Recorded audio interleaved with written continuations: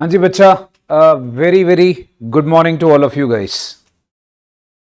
बेटा सबसे पहले तो बेटा आप लोग सबसे पहले आ जाओ अपने नए सिलेबस में, दैट इज सीए फाउंडेशन जून 2024 का जो सिलेबस है।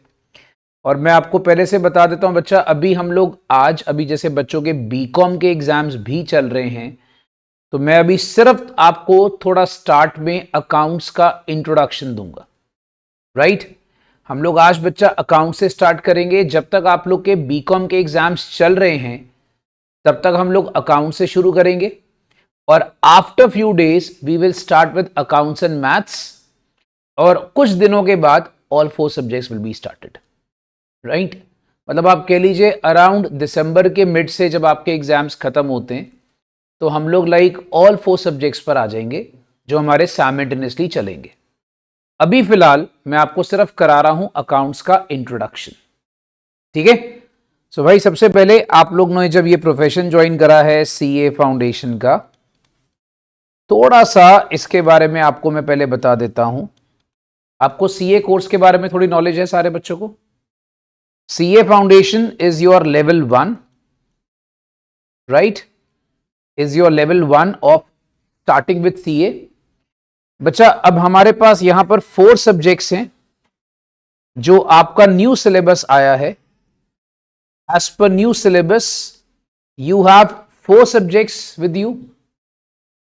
Number 1 is your accounts. थोड़ा सा पहले इस कोर्स का इंट्रोडक्शन।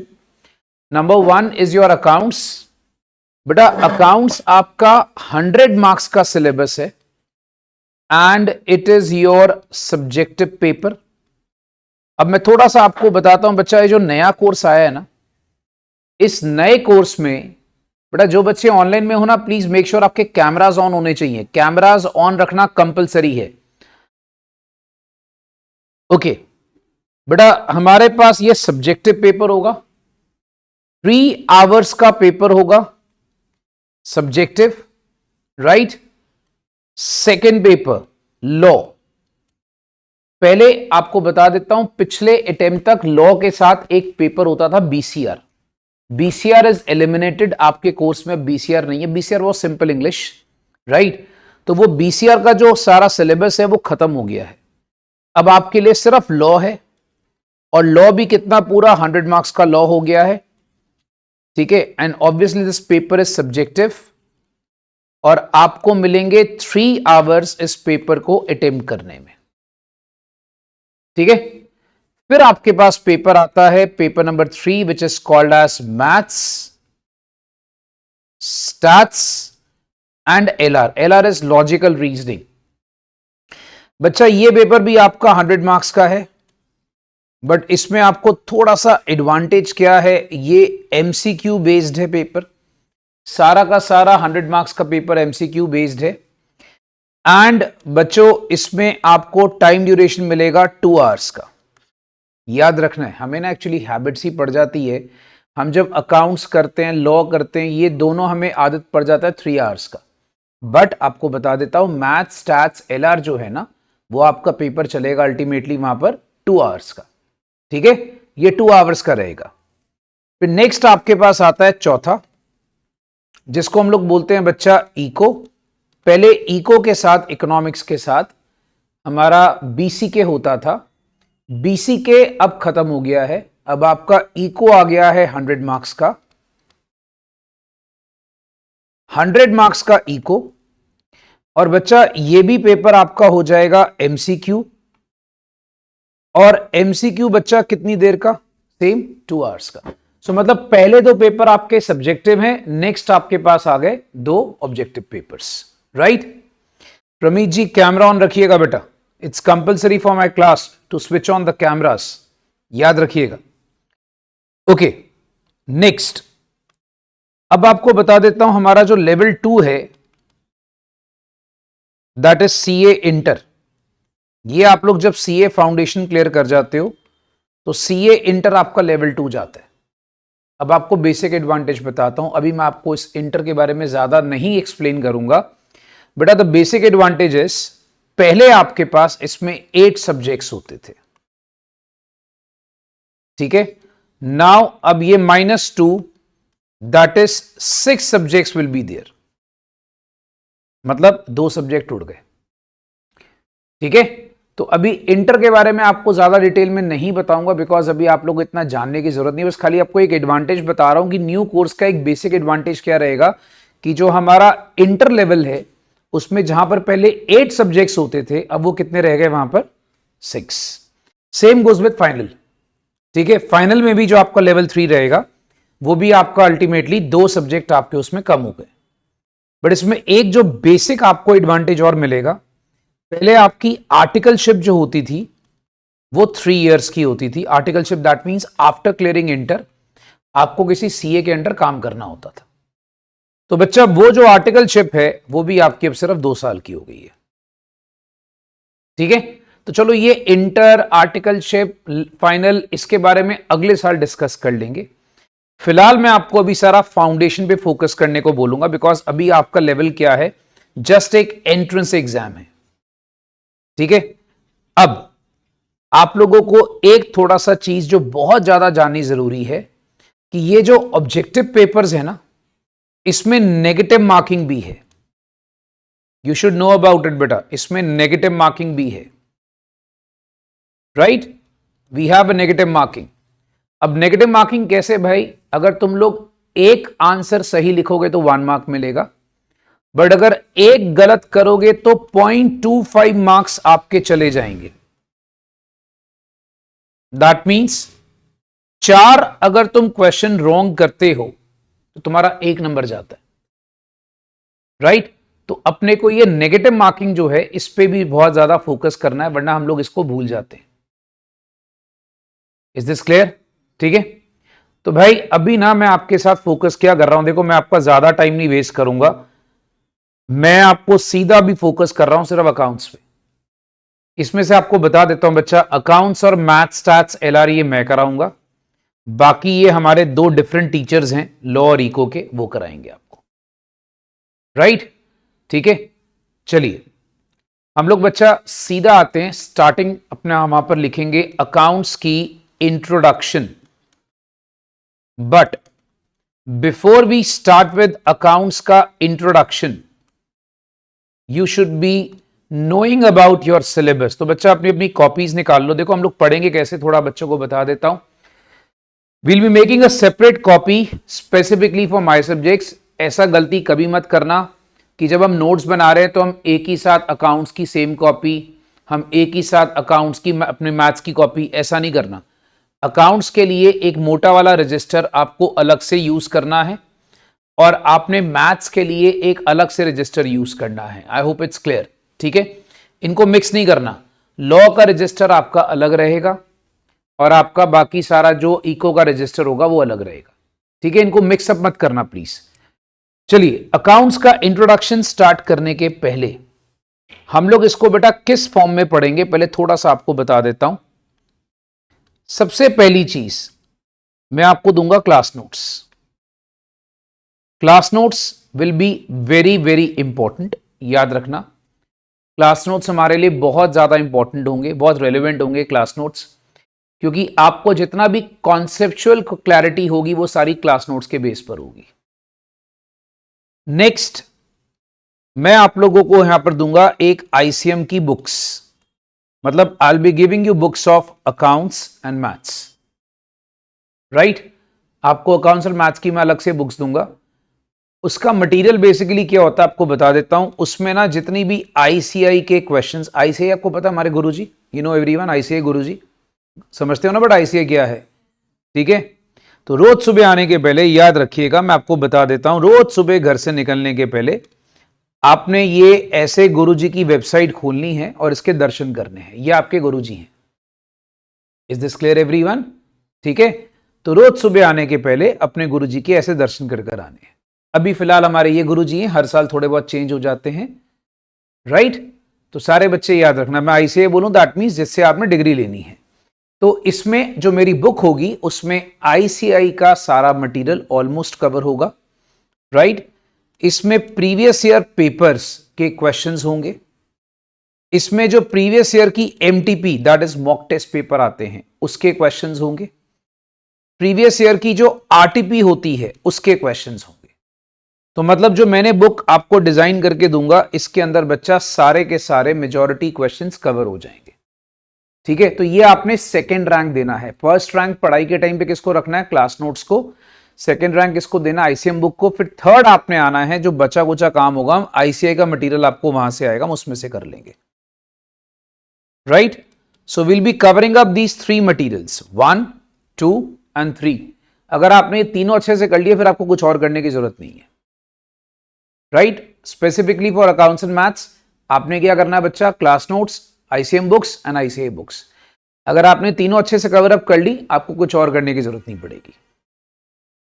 ठीक है, चलिए तो हम लोग बच्चा सबसे पहले आ जाते हैं, न्यू सिलेबस है तो एक बार न्यू सिलेबस की थोड़ी सी जानकारी ले लें। That is new syllabus introduction. चलो अब आप मेरे साथ लिखना शुरू करो। Everybody should know about the new syllabus, क्योंकि ये सिलेबस आप लोगों का आपका पहला बैच है।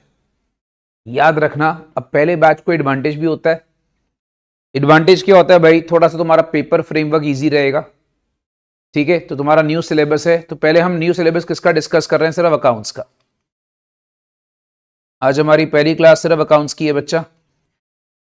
देखो सबसे पहले उन लोगों ने जो सिलेबस रखा है उसमें पहला टॉपिक दिया है which is called as theoretical framework. एक बार सिलेबस मेरे साथ लिख लें।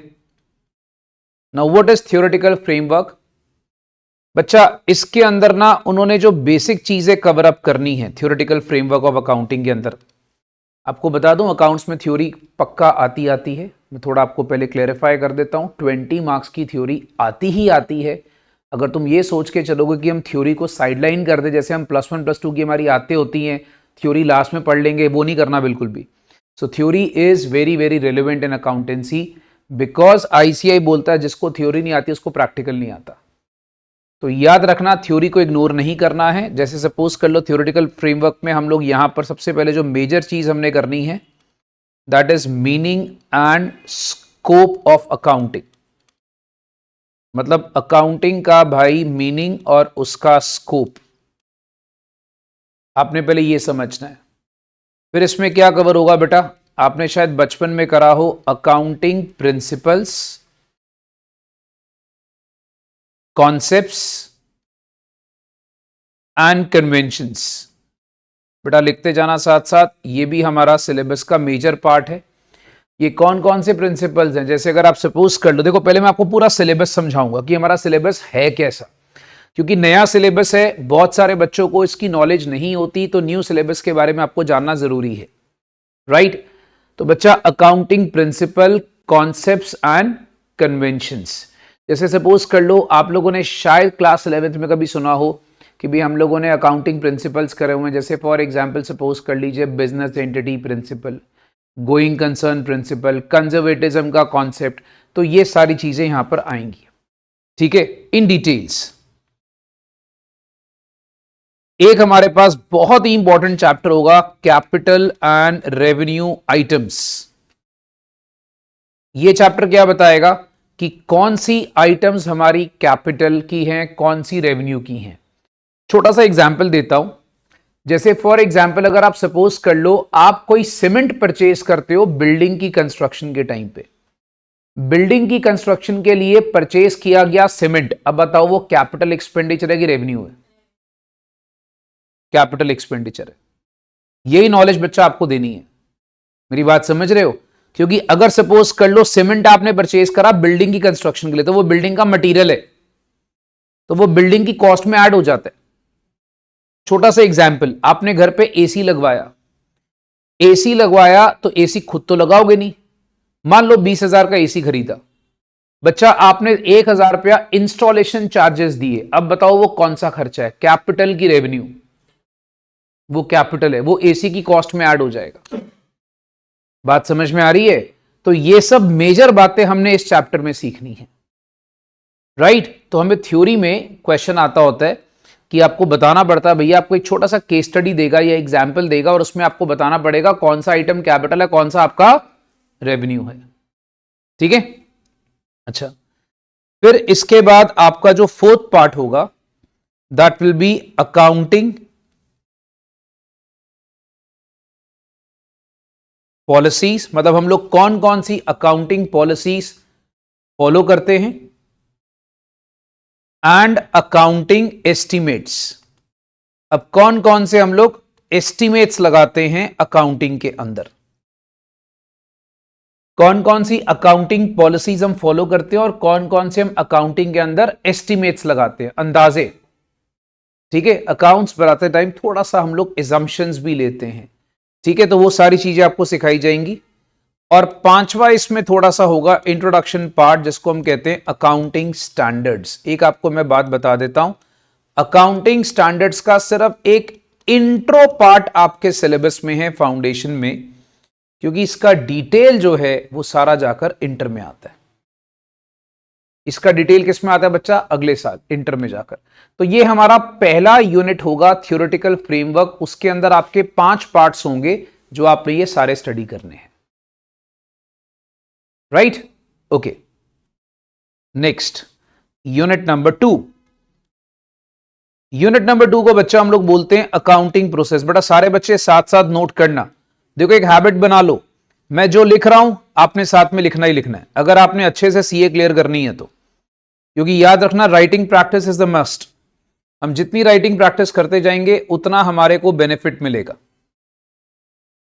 राइट, तो सारे बच्चे बेटा उसके अकॉर्डिंगली साथ साथ लिखते जाओ। अकाउंटिंग प्रोसेस, देखो अकाउंटिंग प्रोसेस वाले चैप्टर को हमने 3 हिस्सों में डिवाइड करा है।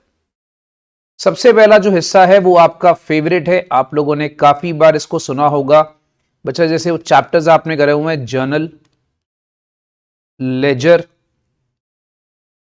कैश बुक्स, जो आपने क्लास 11th में कभी सुना होगा, and subsidiary books.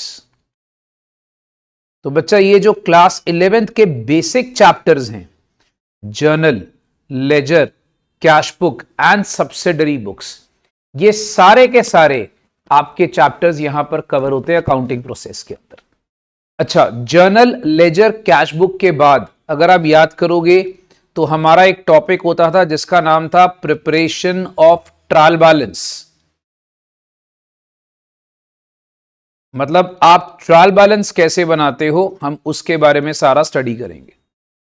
And one of the major topics of accounting process, rectification of errors.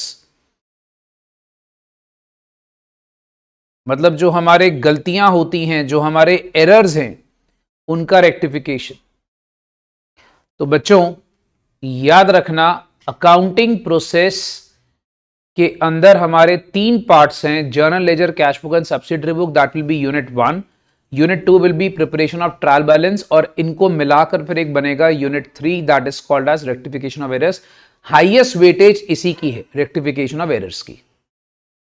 Right, okay. तो ये थोड़ा सा बेसिक अकाउंटेंसी रहेगा जो आपने शायद क्लास 11th में भी करा होगा। नेक्स्ट आपका एक फेवरेट चैप्टर रहेगा, यूनिट, ये हमारे पास part 3, that is called as bank reconciliation statement. अब बहुत सारे स्कूल्स में जब आप क्लास 11th में होते हैं चैप्टर छुड़ा दिया जाता है, इसको हम बेसिकली फेमसली बोलते हैं बीआरएस। ठीक है, बीआरएस क्यों बनाते हैं, बीआरएस कैसे बनता है, हमने ये सारी चीजें इस चैप्टर में सीखनी है। Why do we make BRS, हम बीआरएस क्यों बनाते हैं, बीआरएस कैसे बनता है, तो ये सारा हमें चैप्टर वही चीजें सिखाएगा। सर इसके कोई सब पार्ट्स है, नहीं बेटा, बीआरएस इज एटलीस्ट पूरा का पूरा एक अलग से वहां पर पार्ट है हमारा, जो हमने पूरा चैप्टर ये करना है। नेक्स्ट फिर चौथा पार्ट हमारे सिलेबस का है अकाउंट्स का, that is called as inventories. Inventories बच्चा ये हमारे लिए एक नया टॉपिक है, ये हमने कभी +1 +2 में नहीं करा होता है। ठीक है, अच्छा आप लोगों को मालूम है इन्वेंट्री का दूसरा नाम, एनीवन? स्टॉक। यस, तो बेटा इन्वेंट्री बेसिकली क्या होता है, जो आपके बिजनेस में स्टॉक होता है ना, स्टॉक, हम उसकी वैल्यूएशन कैसे लगाते हैं, मतलब उसकी हम लोग वहां पर कैलकुलेशन कैसे करते हैं, उसकी कॉस्ट कैसे निकालते हैं। तो इन्वेंट्री बेसिकली आपको क्या बताता है कि आप स्टॉक की वैल्यूएशन कैसे करते हो, स्टॉक की आप कैसे कैलकुलेशंस करते हो। अच्छा, स्टॉक को वैल्यू करने के बहुत सारे मेथड्स होते हैं, मैं आपको सिखाऊंगा। जैसे फॉर एग्जांपल मेथड होता है फीफो। आपने कभी फीफो का नाम सुना है बेटा? FIFO, anyone? Full form first in first out, इसको बोलते हैं फर्स्ट इन फर्स्ट आउट। तो ऐसे स्टॉक को वैल्यू करने के बड़े सारे मेथड होते हैं। जैसे फॉर एग्जांपल एक मेथड है, उसका नाम है लीफो। लीफो होता है लास्ट इन फर्स्ट आउट। तो बच्चे ऐसे करके, तो छोटा छोटा सा एग्जांपल दिया कि इन्वेंट्री को कैलकुलेट करने के कई सारे मेथड्स होते हैं। अब आपने जब जूनियर लेवल पे अकाउंटिंग करी होती है तो आपने क्या करा होता है? Closing stock. Closing stock sir हमें क्वेश्चन में गिवन होता है तो हम बड़े आराम से क्लोजिंग स्टॉक लेकर आ जाते हैं, बट यहां पर उस स्टॉक की वैल्यू निकालनी पड़ती है अलग अलग मेथड से। ये मैंने कभी आपको सिर्फ 2 मेथड के नाम दिए हैं सर, मेथड अभी और भी हैं। एक होता है एवरेज प्राइस, एक होता है वेटेड एवरेज प्राइस। तो ऐसे बड़े सारे मेथड्स हैं। तो वो मेथड की हमने अकाउंटिंग ट्रीटमेंट सीखना है कि स्टॉक की कैलकुलेशन हम करेंगे तो कैसे करेंगे। Is this clear? ठीक है, काफी डिटेल आने वाली है इसके ऊपर और ये बिल्कुल एक नया टॉपिक होगा आप लोगों के लिए। नेक्स्ट एक चैप्टर हमारे पास है, very interesting chapter, it is called as depreciation and amortisation. Depreciation and amortisation. बच्चा आपको पहले एक चीज बता देता हूं, आप लोगों ने सिर्फ वहां पर बचपन में सुना होगा 2 मेथड होते हैं, WDV और SLM। WDV का फुल फॉर्म डेप्रीसिएशन शायद आपने क्लास 11th में करा हो, उसका full form written down value. SLM होता था स्ट्रेट लाइन मेथड। बट आपको बता देता हूं यहां पर CA लेवल पे सिर्फ 2 मेथड नहीं होते, और भी हैं। ठीक है, तो एंड मोर। तो याद रखना हमने यहां पर डेप्रीसिएशन के टॉपिक के बारे में काफी कुछ सीखना है। डेप्रीसिएशन आपको शायद पता हो कि अगर हम लोग टैंजिबल एसेट पे लगाते हैं तो उसको डेप्रीसिएशन बोलते हैं। You know what is tangible asset? Anyone? Tangible asset क्या होता है? जिसको which can be touch, which can be seen, which can be felt. ठीक है, लाइक फर्नीचर वगैरह। तो टैंजिबल एसेट पे हमारा जो वर्ड लगता है उसको हम क्या बोलते हैं बच्चा? डेप्रीसिएशन। एग्रीड? अच्छा, फिर एक वर्ड होता है अमोर्टाइजेशन। आपको शायद पता होगा जितने भी इनटैंजिबल एसेट होते हैं उसकी डेप्रीसिएशन को हम लोग क्या कहते हैं? अमोर्टाइजेशन। तो हम लोगों ने यहां पर इनटैंजिबल एसेट के कॉन्सेप्ट को भी सीखना है। इनटैंजिबल एसेट का बेस्ट एग्जांपल दे सकते हो बेटा? गुडविल, पेटेंट, ट्रेडमार्क्स, ये सब आपके पास इनटैंजिबल होते हैं। हाँ जी, सॉफ्टवेयर्स, यस। तो ये सारे क्या होते हैं बेटा? Intangible asset. Are you getting this point? ठीक है, तो ये सारे हमारे पास इनटैंजिबल एसेट होते हैं, तो हम इसको कहते हैं अमोर्टाइजेशन। तो हमने इसके बारे में डिटेल में सीखना है। मतलब हम इसका बेसिक कंसेप्ट तो क्लास 11th में कर आए होते हैं, बट यहां पर थोड़ा सा आता है इसका एडवांस लेवल। ठीक है, then we have a 6th part which is very very relevant, that is called a bills of exchange. इसको बोलते हैं भाई साहब bills of exchange and promissory notes. Bills of exchange and promissory notes होता क्या है भाई? देखो छोटी सी बात आपको मैं बता देता हूं। बिल्स ऑफ एक्सचेंज की अगर मैं आपसे बात करूं ना, बिल्स ऑफ एक्सचेंज बेसिकली क्या है? बिल्स ऑफ एक्सचेंज आपके लिए होता है बेटा, जैसे सपोज कर लीजिए एक पार्टी है एक्स ने मान लो वाई को गुड्स बेचे उधार में, क्रेडिट पे। ठीक है, अब वाई उसको बोलता है कि मैं तुझे पैसे 3 महीने बाद दूंगा। मैं आपको थोड़ा सा पहले बता रहा हूं कि बिल्स ऑफ एक्सचेंज क्या होता है। 3 महीने बाद तेरे को पैसे दूंगा। एक्स बोलता है मेरे को तेरे पे भरोसा नहीं है भाई, कल को तू पैसे लेके भाग गया तो अल्टीमेटली क्या होगा कि भाई वाई उसको बोलेगा कि चल एक काम कर, एक लीगल डॉक्यूमेंट होता है, उस लीगल डॉक्यूमेंट पे हम लोग वहां पर मैं साइन सुन कर देता हूं कि मैं तेरे पैसे 3 मंथ्स के बाद दूंगा। तो that legal document is called as bills of exchange. उसको हम लोग बोलते हैं, एक्स उसको बोलता है, मेरे लिए वो हो जाता है बिल्स रिसीवेबल क्योंकि मैंने पैसे लेने हैं, और वाई बोलता है मेरे लिए वो हो जाता है बिल्स पेबल क्योंकि मैंने पैसे देने हैं, मैंने पैसे पे करने हैं। Is this clear? So that is called as bill receivable and bills payable. Is this clear? तो हम इसी को क्या बोलते हैं बच्चा? Bills of exchange. Is this clear everyone? ठीक है, ओके सर। प्रॉमिसरी नोट्स क्या होता है? अच्छा, पहले मैं आपको थोड़ा सा बताऊंगा बच्चा, प्रॉमिसरी नोट्स क्या चीज होती है। आप लोगों ने कभी करेंसी देखी? अपनी करेंसी मैं आपको बताता हूं, एक सेकंड रुकिए, देखो आपको थोड़ा डिटेल में और बताऊंगा। एक करेंसी की ना इमेज निकालते हैं, जैसे फॉर एग्जाम्पल हमारे इंडियन रुपी का मैं आपको एक छोटी सी इमेज दिखा रहा हूं। जैसे हमारे गांधी जी हैं, ठीक है। अब अगर आप यहां पर गांधी जी को ध्यान से देखोगे ना, तो यहां पर अगर आप नोटिस करोगे ना, ये चीज यहां पे ना लिखा होता है कि आई प्रॉमिस टू पे। अगर आप ध्यान से देखोगे गांधी जी की इमेज को, तो यहां पर ना आपको कई बार लिखा होगा कि आई प्रॉमिस टू पे, ऐसे करके इस तरफ वहां लिखा होता है कि आई प्रॉमिस टू पे द बेरर ऑफ रुपीज। तो मुझे बताओ, क्या जैसे दिए 10 रुपए लिखा या इसके बीच में लाइन लिखी थी, कभी आप करेंसी ध्यान से देखना, यहां पे लिखा होता नीचे आरबीआई के गवर्नर के साइन होते हैं। तो मुझे बताओ बच्चा कि ये जो आपका सारा करेंसी इमेज है, यहां लिखा होता है आई प्रॉमिस टू पे, तो क्या ये प्रॉमिसरी नोट है, हां कि ना? मैं आपसे पूछना चाहूंगा, येस और नो? येस, यू से इट्स प्रॉमिसरी नोट। ओके बेटा, जो बच्चे ऑनलाइन में हो, आप लोग क्या बोलते हो भाई, क्या ये प्रॉमिसरी नोट है? अपना माइक ऑन करके बता सकते हो बच्चा मुझे आप, क्या ये प्रॉमिसरी नोट है? जो करेंसी है, क्या वो प्रॉमिसरी नोट है? येस और नो, ये बताओ बच्चा। हर एक बच्चे का मुझे व्यू चाहिए। देखो कितनी नॉलेज है बच्चों को पहले सिलेबस की। हाँ जी, एक एक करके बताते जाइए बच्चा, क्या ये प्रॉमिसरी नोट है, येस या नो? ये बच्चे कह रहे हैं yes, it is a promissory note. Come on guys, you can speak. आपको माइक ऑन करके बोलना है सिर्फ। बोलो Viraj. Yes, yes. Not sure. Yes not sure, वाह बेटा, ये तो तुमने नेता वाला आंसर कर दिया भैया, diplomatic answer, yes not sure. देखो बच्चों, मैं आपको पहले बता देता हूं, currency note is not a promissory note.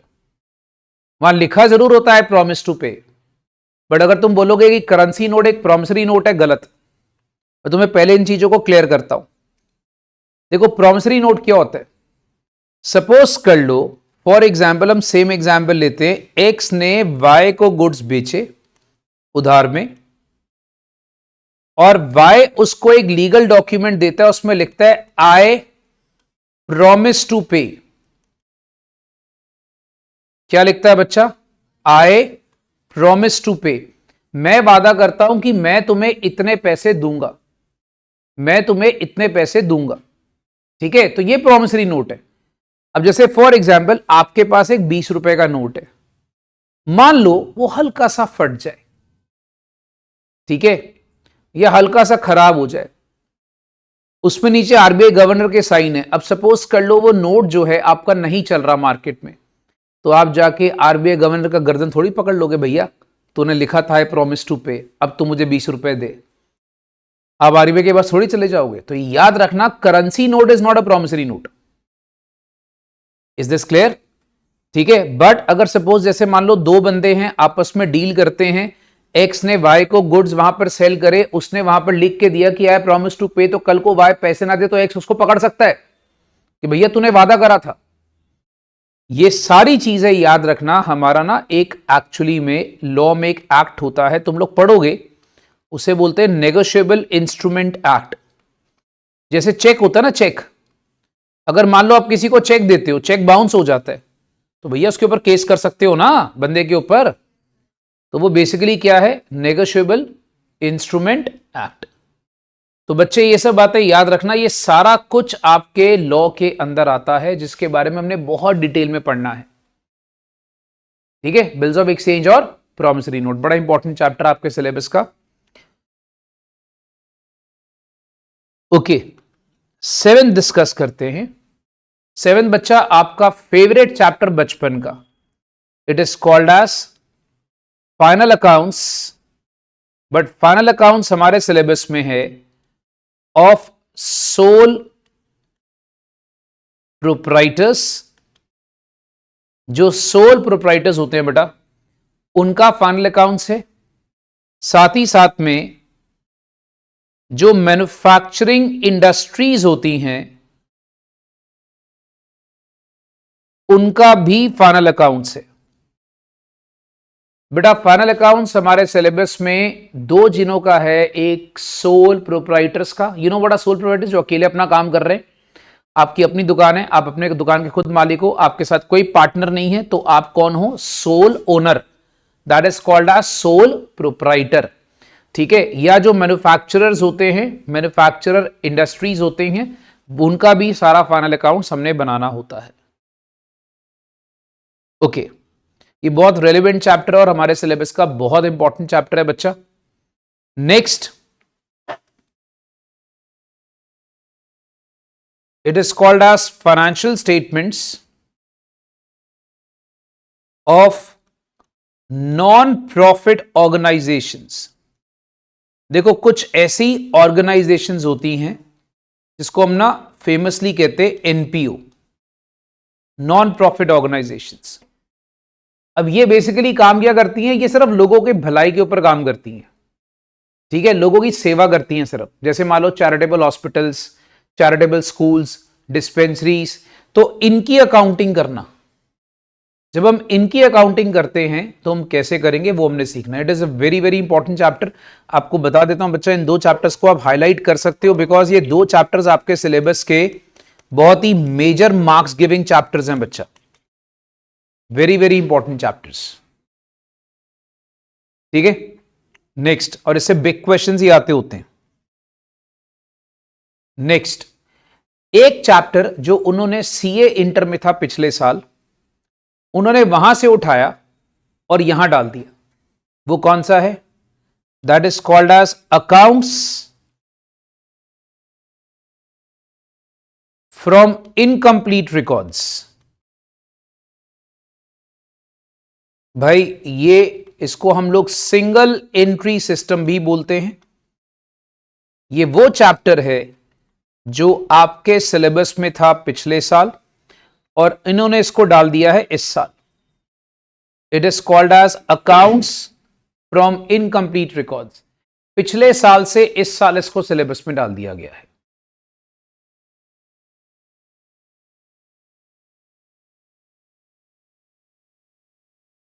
Right?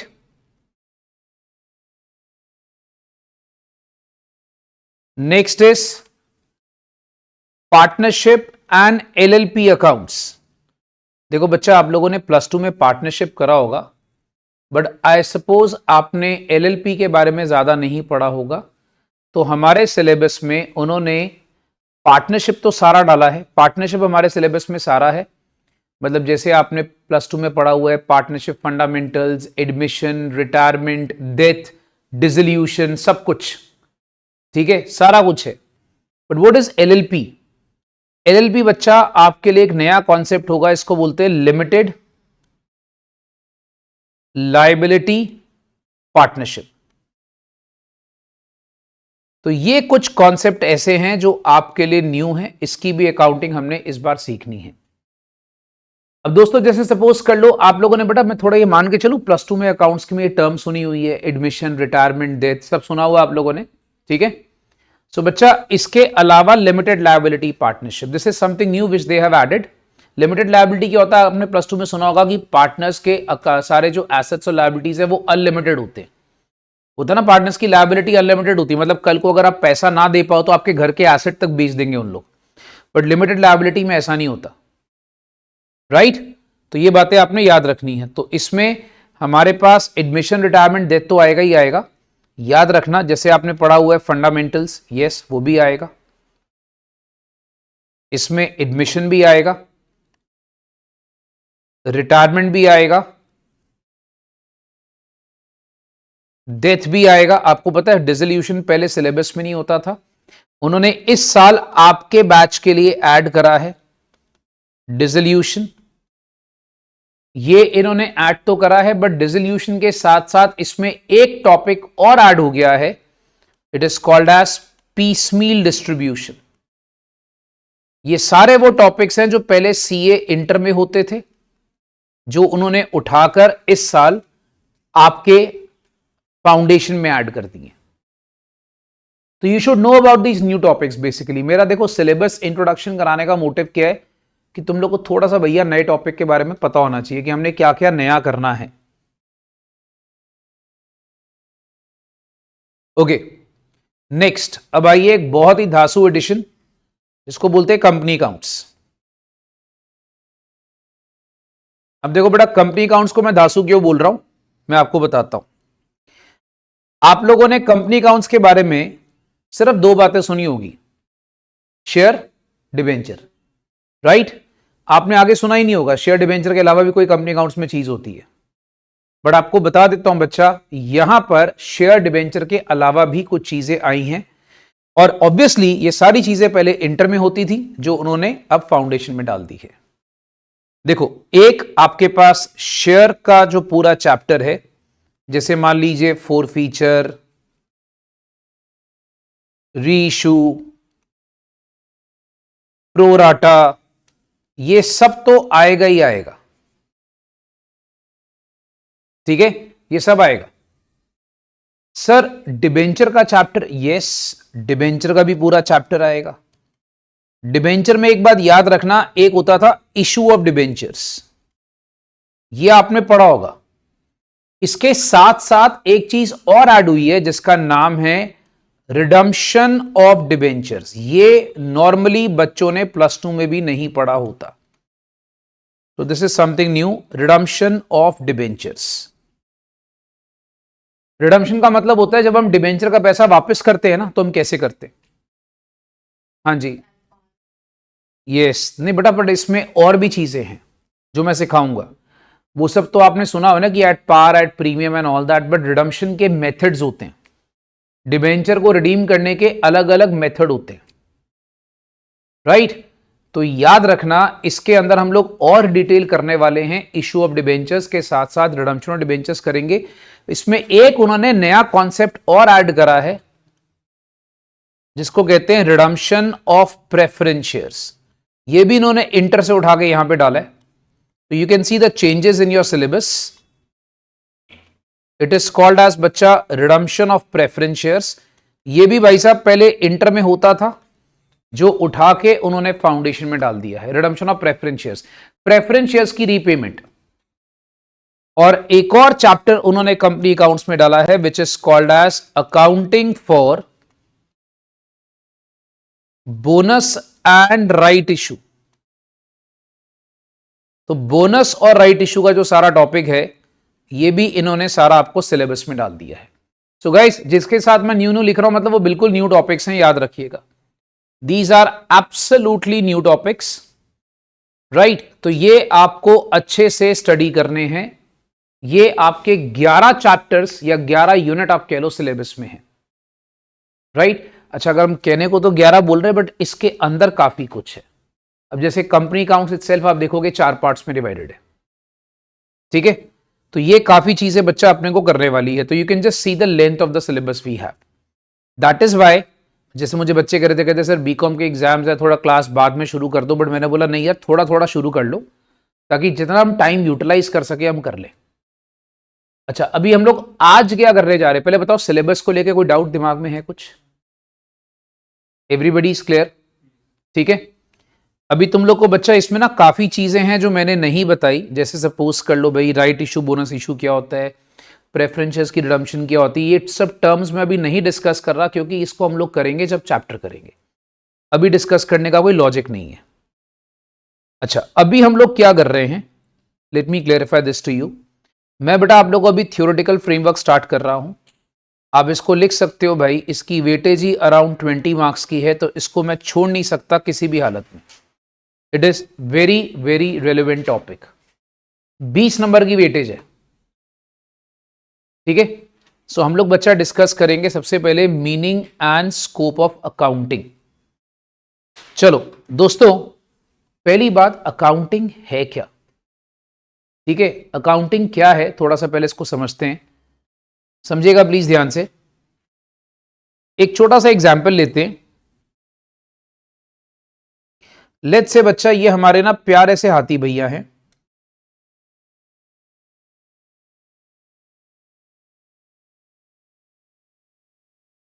अब अगर सपोज कर लो इनका ना एक स्टेशनरी का बिजनेस है।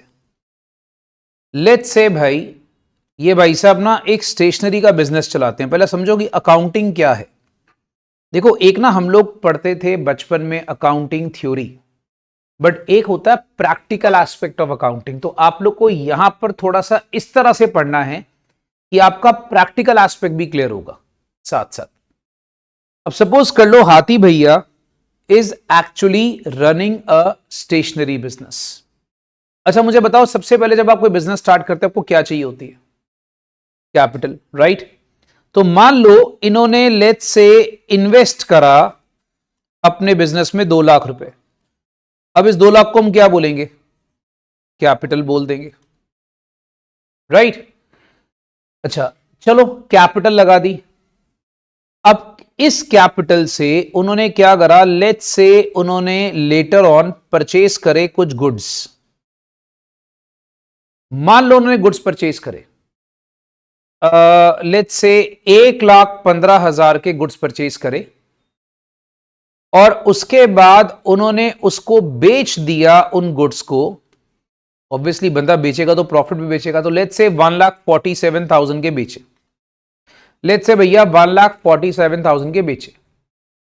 मान लो हाथी भैया की दुकान थी जहां पर वो स्टेशनरी का काम करते थे, वो किराए पे थी, और मान लो बेटा उसका किराया था 5,000 रुपया per month,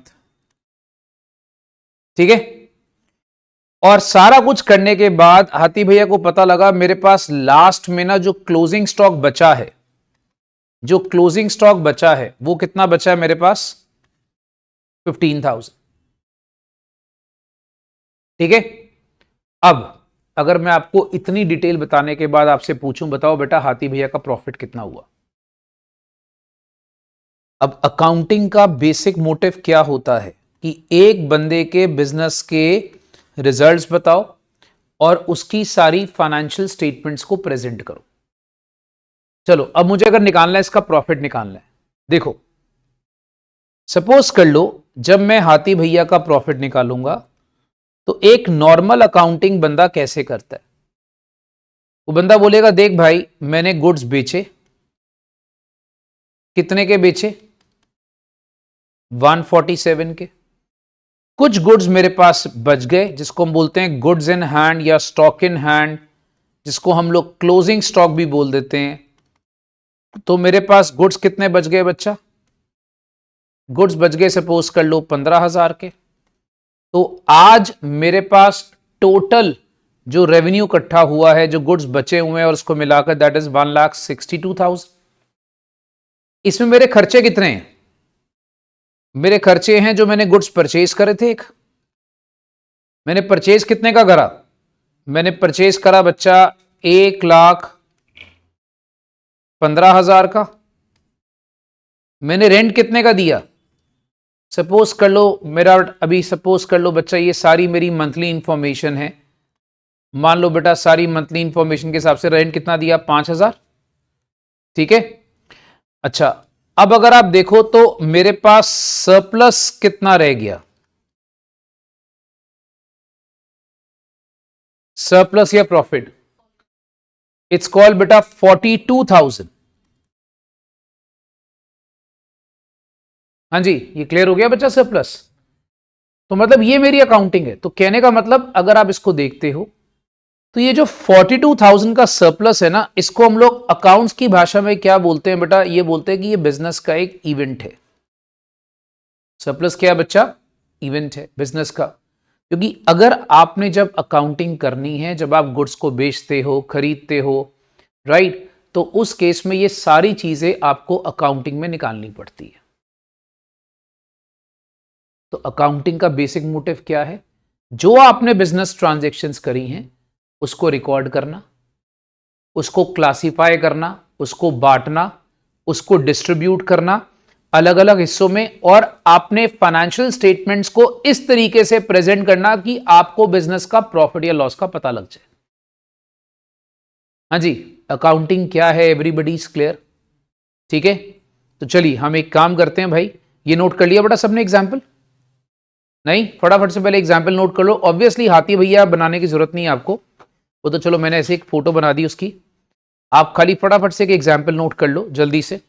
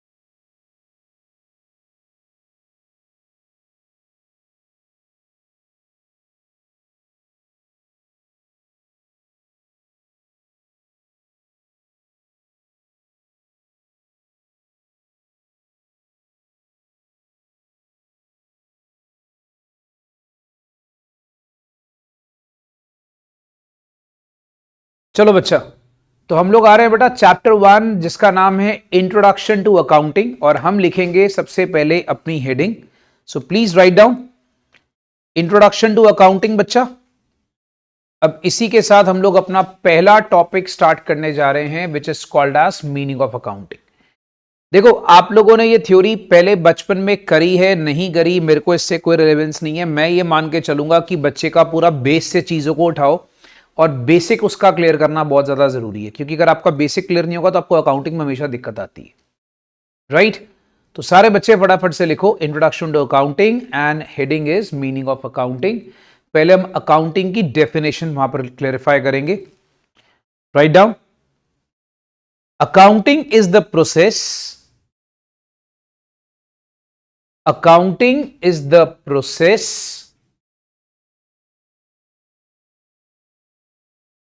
identifying,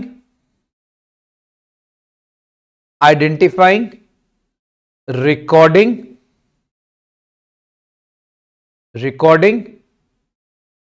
classifying,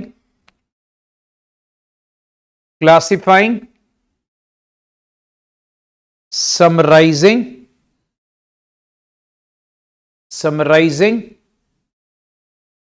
interpreting,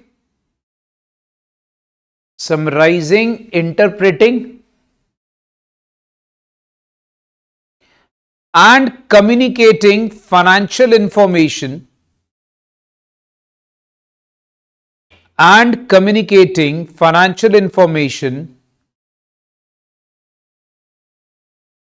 relating to an organization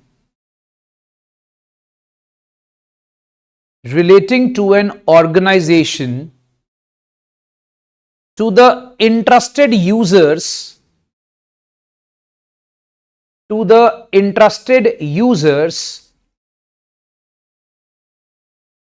for judgment and decision making.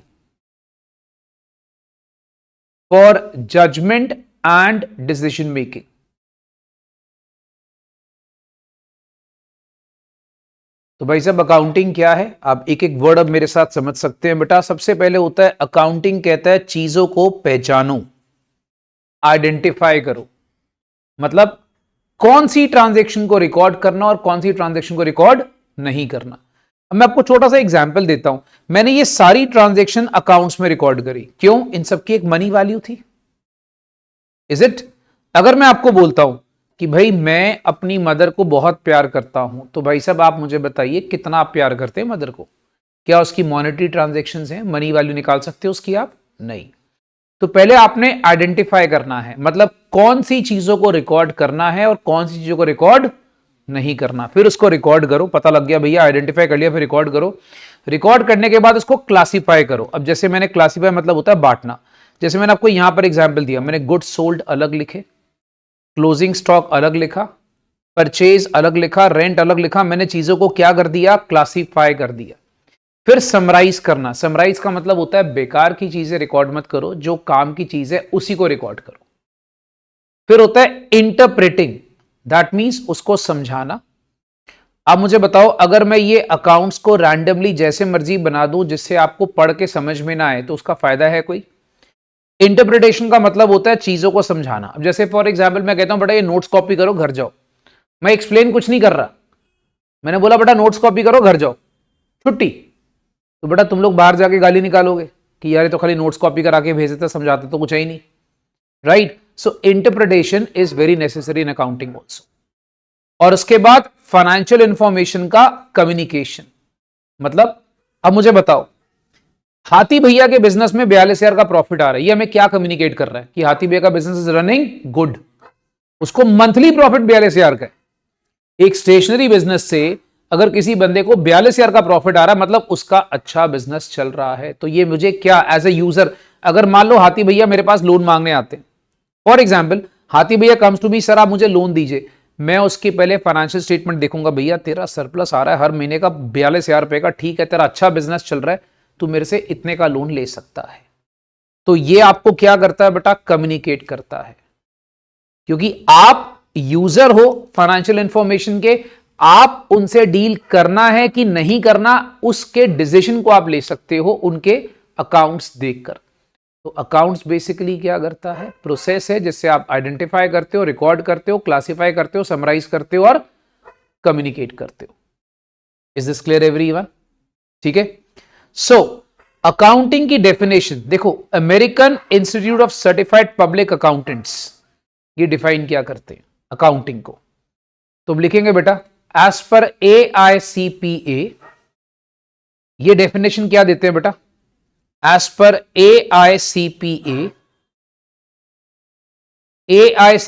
Is actually American institute of certified public accountants.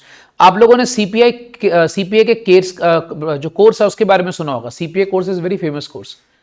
CPA सुना हो आप लोगों ने? नहीं, चलिए कोई बात नहीं। That is certified public accountants का course, it's from America. CPA USA का होता है। जैसे हमारे इंडिया में सीए होता है वैसे वहां पर उनका सीपीए हो जाता है। तो वो भाई साहब क्या डिफाइन करते हैं अकाउंटिंग को? They are saying accounting is the art of recording, classifying and summarizing in a significant manner. Accounting is the art of recording, classifying and summarizing in a significant manner,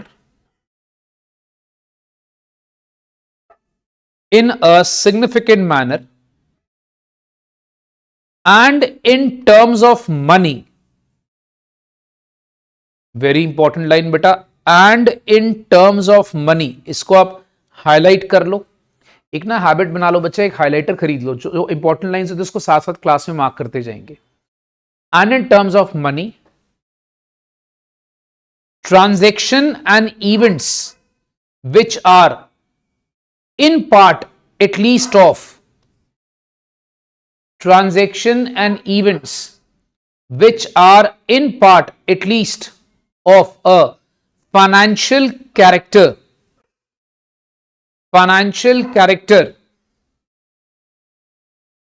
and interpreting the results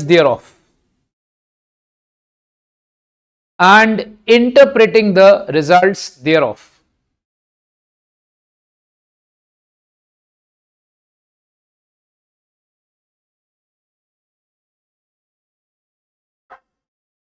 देखो बच्चा एक छोटी C point आपको बता देता हूं। Accounting basically क्या होता है? अकाउंटिंग एक आर्ट है, कला है, जिससे हम चीजों को रिकॉर्ड करते हैं। रिकॉर्ड करना, क्लासिफाई करना मतलब उसको बांटना, समराइज करना, समराइज करने का मतलब होता है फालतू चीजों को रिकॉर्ड नहीं करना, और वही ट्रांजैक्शन रिकॉर्ड करना जो मनी के फॉर्म में जिसकी वैल्यू आती है। हम उन्हीं ट्रांजैक्शंस को रिकॉर्ड करेंगे जिसकी वैल्यू हमारे पास किस फॉर्म में होती है? मनी के फॉर्म में। ठीक है। और वो फाइनेंशियल नेचर की ट्रांजैक्शंस होती हैं। जैसे मैंने आपको बताया कि हम लोग अगर बोले तो भाई हम ऐसी ट्रांजैक्शन जिसका मॉनेटरी वैल्यू नहीं निकलता, क्या हम उसको रिकॉर्ड करेंगे अकाउंट्स में? नहीं, we don't record such transaction जिसकी मनी वैल्यू नहीं होती। और दूसरी बात, अकाउंट्स का बेसिक काम क्या है?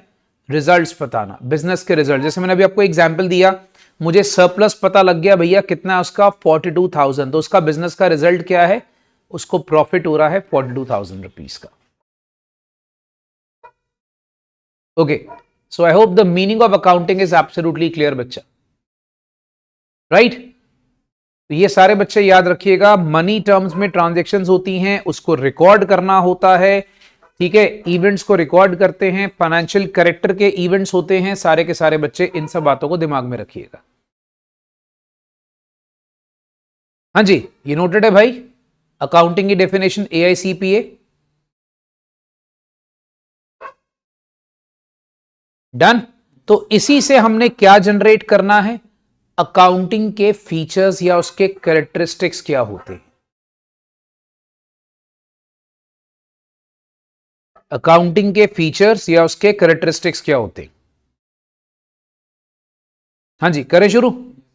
चलो सुनो, हमारी अगली हेडिंग आती है बच्चा, that is called as characteristics of accounting. ये क्या होता है?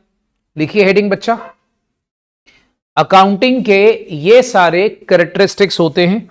देखिए मैं आपसे समझ सकता हूं आप लोग के इमोशंस थोड़ा सा होता क्या है कि जब हम थ्योरी करते हैं थोड़ा स्टार्टिंग में बोरिंग लगता है। ठीक है, बट मैंने आपको बोला थ्योरी हम बिल्कुल भी इग्नोर नहीं कर सकते। 20 मार्क्स का सवाल है भाई, तो हमने इसको बिल्कुल इग्नोर नहीं करना। याद रखना, definition of accounting brings following characteristics of accounting. तो जो अकाउंटिंग की डेफिनेशन है भाई, वो ये सारे कैरेक्टरिस्टिक्स देगी आपको। कैसा? सबसे पहले, it is called as identification. Identification का मतलब क्या होता है? आप पहले लिखो बच्चा, पहली हेडिंग कैरेक्टरिस्टिक्स ऑफ अकाउंटिंग, फिर आप लिखोगे definition of accounting brings the following characteristics, और उसके नीचे लिखो identification.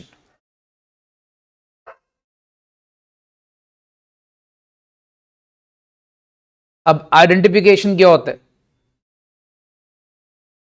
Please write down. It involves identification of those transactions and events.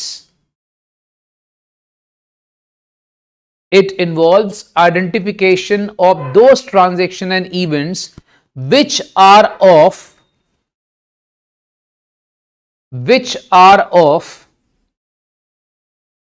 financial nature,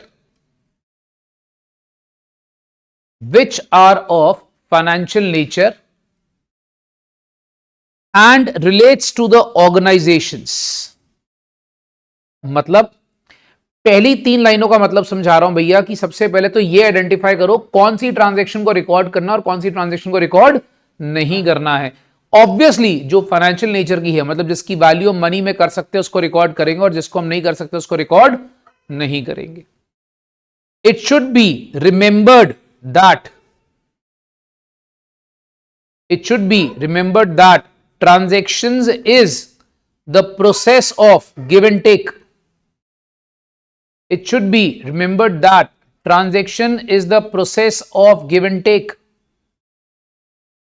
Transaction is the process of give and take. An event is the end result of the transaction. Event is the end result of the transaction.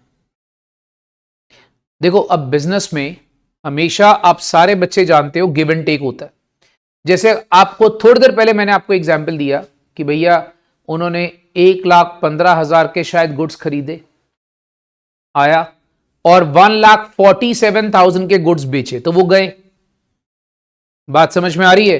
तो बेटा ये सारा basically क्या है? वो give and take है। और इसका एंड रिजल्ट क्या आया? उनको सरप्लस हुआ 42,000 का। और मैंने आपको क्या कहा था? ये जो सरप्लस है इसको क्या बोलते हैं? इवेंट। पॉइंट समझ में आया बच्चा? तो इसी को हम इवेंट बोलते हैं। तो याद रखना, जो हमारा एंड रिजल्ट आता है वही हमारा इवेंट होता है। हाँ जी, पहला पॉइंट क्लियर है बच्चा सारे बच्चों को? First point done. ठीक है, नेक्स्ट आ जाइए। It is called as measurement.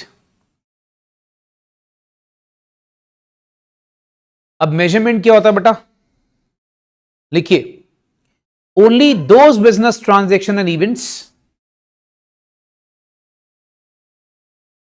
only those business transaction and events which can be quantified,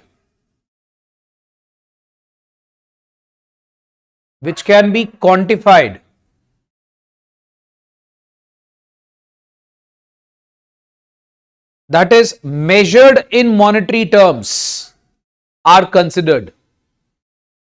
That is measured in monetary terms are considered. मतलब आपने वही बिजनेस ट्रांजैक्शंस लेने हैं जिनकी हम पैसों में वैल्यू लगा सकते हैं। जिन चीजों की हम पैसों में वैल्यू नहीं लगा सकते, हम उनको कभी भी रिकॉर्ड नहीं करते।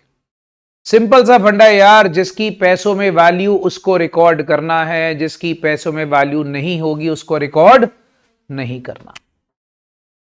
राइट? वही सेम एग्जाम्पल कि मैं अपनी मम्मी को बहुत प्यार करता हूं भाई, कितना प्यार करता है, कैसे रिकॉर्ड करेगा उसको? क्या पॉसिबिलिटी है उसको रिकॉर्ड करना? नहीं, नॉट पॉसिबल। हाँ जी, third feature, it is called as recording. देखो अब आपको पता लग गया कि आपने ट्रांजैक्शन ढूंढ ली, उसकी वैल्यू भी निकाल ली। तीसरा काम क्या होगा, उसको नोट डाउन करो, रिकॉर्ड करो। ठीक है, so it is the process of entering business transaction. Recording क्या है बेटा, रिकॉर्डिंग है it is the process of entering business transaction. Entering मतलब हो गया चीजों को, किताबों को अंदर रिकॉर्ड करना, of financial character in the books of original entry in terms of money। मतलब बिजनेस ट्रांजैक्शन के सारी की सारी चीजों को रिकॉर्ड करना जो कि फाइनेंशियल नेचर की होती है, उसको रिकॉर्ड करना। किसमें रिकॉर्ड करना, किताबों में, ओरिजिनल एंट्री में। और आपने रिकॉर्ड कैसे करना है भैया, वही रिकॉर्ड करेंगे जिसके पैसों के अंदर उसकी वैल्यू होगी। बच्चों क्लियर है? ठीक है, तो देखो पहला काम, फिर से इनको रिलेट करो, इनको ना रिलेट करो। I identification, M measurement, R recording. पहले चीजों को ढूंढा, फिर इनकी वैल्यू निकाली, फिर उनको रिकॉर्ड करा। अब मुझे पता लग गया, रिकॉर्ड कर लिया। अब रिकॉर्ड करने के बाद मैंने इसको क्लासिफाई करना है। ठीक है, अब जैसे क्लासिफिकेशन आपको पता बड़ा इंपॉर्टेंट प्रोसेस होता है अकाउंटिंग प्रोसेस में। आप लोगों ने टी शेप अकाउंटिंग सीखी हुई है, टी शेप ऐसे वाली, ये सारे बच्चों ने सीखी होगी। भाई ये टी शेप अकाउंटिंग होती है, ये भी एक पार्ट ऑफ क्लासिफिकेशन है। क्यों, आप इस तरफ रिकॉर्ड करते हो डेबिट की एंट्रीज, इस तरफ रिकॉर्ड करते हो क्रेडिट की एंट्रीज। आप क्लासिफाई करते हो ना कि भैया ये वाली एंट्री डेबिट की है, ये वाली एंट्री क्रेडिट की है, करते हो ना। तो this is all the part of classification. So classification accounting के अंदर बड़ा इंपॉर्टेंट पार्ट है। इसका मतलब होता है ट्रांजेक्शन को ग्रुप में डिवाइड करना। मतलब जो एंट्री सिमिलर नेचर की होती है उसको एक तरफ रिकॉर्ड कर दिया और बाकी को एक तरफ। जैसे डेबिट वाली एंट्री मैंने एक तरफ रिकॉर्ड कर दी, क्रेडिट वाली एंट्री मैंने एक तरफ रिकॉर्ड कर दी। तो ये सारा प्रोसेस क्या होता है बच्चा, क्लासिफाइंग। ठीक है, तो मैं एक बार दोबारा से बता रहा हूं, I M R C, I M R C. ठीक है, इसको भी याद करते जाएंगे कि अपने को साथ साथ क्लास में लर्न हो जाए। तो बेटा क्लासिफाइंग नोट कर लो, क्लासिफाइंग क्या है। It can be defined as the process of grouping transactions. It can be defined as a process of grouping transactions और entries of one nature at one place. Entries of one nature at one place.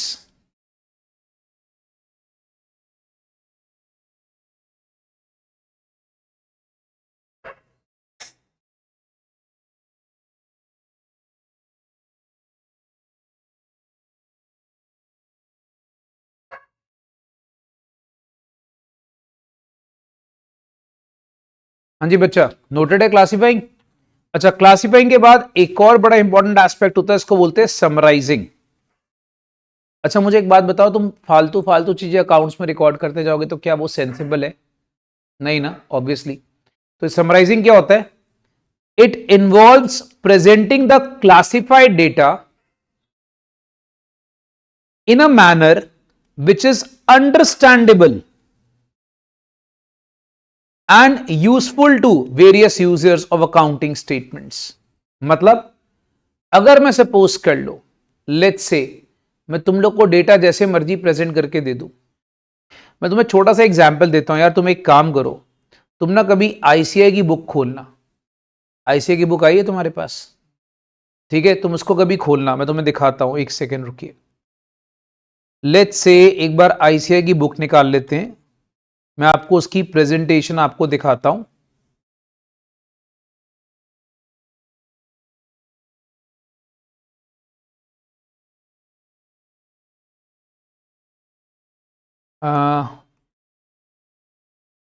एक second,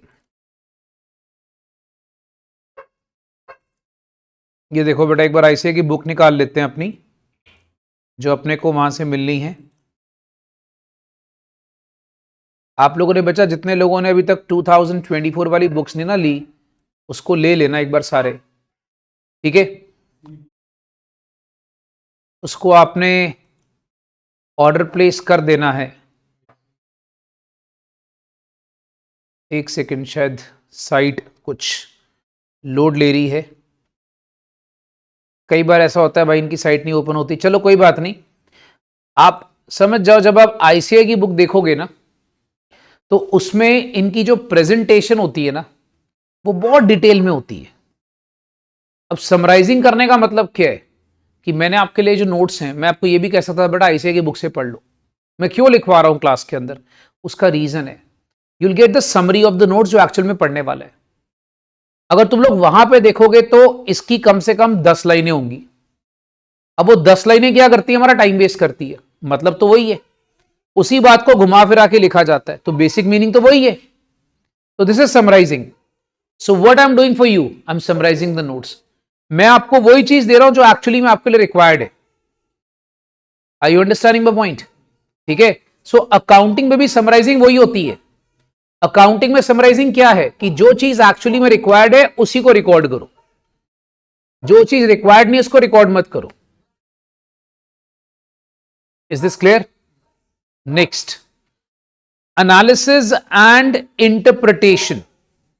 अच्छा मुझे एक बात बताइए, अगर ये notes मैं आपको दे रहा हूं और अगर आपको समझ में ना आए तो क्या आपके लिए कोई यूज है? नहीं।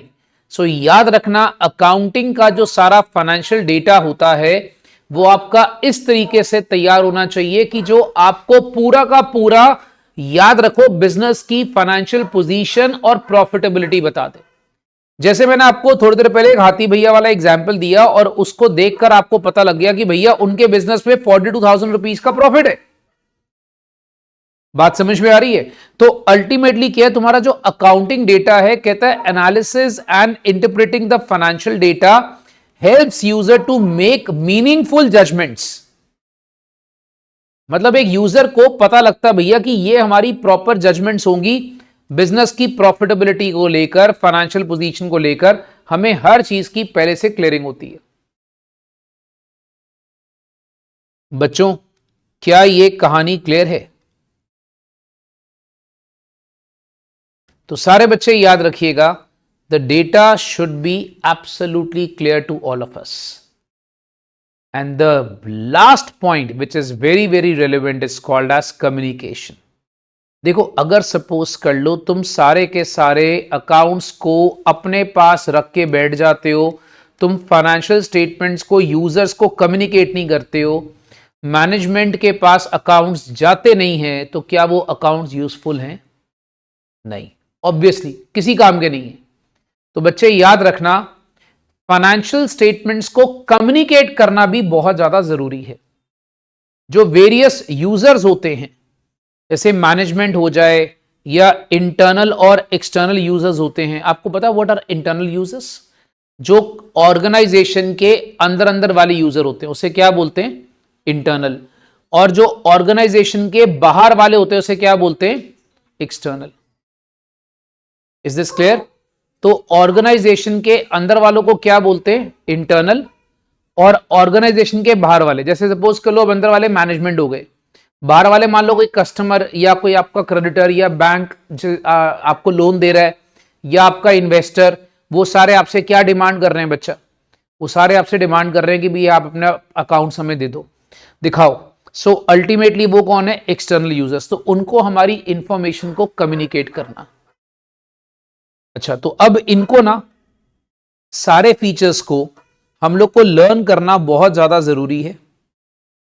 अब इनको लर्न हम कैसे कर सकते हैं? जैसे सपोज कर लो आई आ गया, आइडेंटिफाइंग MRC। हम इसका ना इस तरह से कुछ फुल फॉर्म बना सकते हैं, जैसे IMRCSAC, राइट। तो आप देखोगे आई से क्या है? आइडेंटिफाइंग। M से क्या था?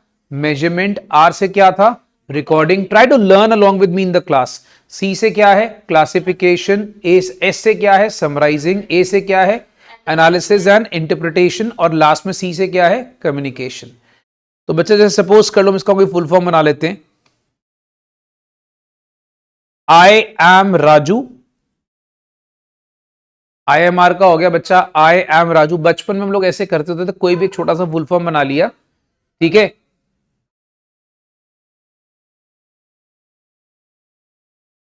सीसैक, जैसे IMR का बना लिया बेटा आई एम राजू, और उसका क्या बना लिया, CSAC. You know what is CSAC? C के पास जो रेत की बोरियां होती है उसको सीसैक बोलते हैं, ठीक है।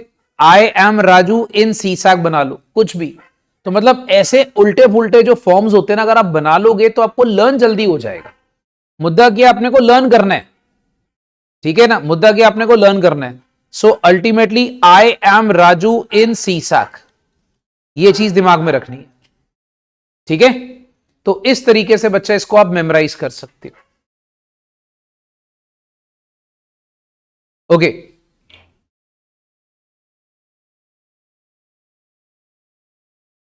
बेटा IMRCSAC, एवरीबडी इज क्लियर?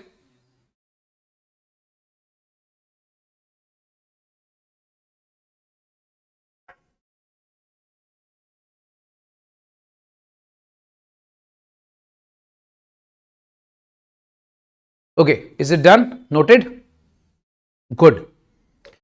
अब समझो कि सारा का सारा अकाउंटिंग का प्रोसेस होता क्या है। तो मैंने क्या करा बच्चा, आपको सारे फीचर्स को समझने के लिए एक छोटा सा डायग्राम दिया है। अकाउंटिंग का प्रोसेस सारा इस डायग्राम से आपको समझ में आ जाएगा। देखो, सबसे पहले आपका आय क्या था, आइडेंटिफिकेशन। आपको पहले आइडेंटिफिकेशन करना है भैया, तो आइडेंटिफिकेशन पहले फाइनेंशियल ट्रांजैक्शन इवेंट्स की हो गई, राइट। आइडेंटिफिकेशन कर लिया, उसको मेजर कर लिया, फिर हमारे पास मेजर करने के बाद क्या आता था, रिकॉर्ड करना। रिकॉर्ड करने के बाद क्या था बेटा, क्लासिफाई करना। क्लासिफाई करने के बाद क्या था, समराइज करके फिर क्या करना है, एनालिसिस, और उसके बाद क्या करना है, कम्युनिकेशन। तो इस तरह से आप सारा लर्न कर सकते हो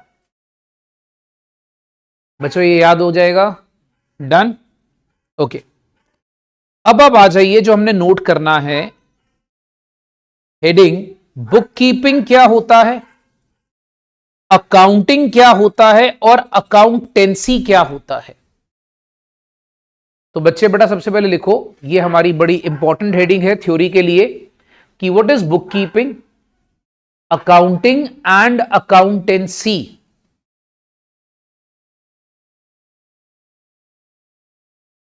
बुक कीपिंग क्या है बच्चा, अकाउंटिंग क्या है, और अकाउंटेंसी क्या है।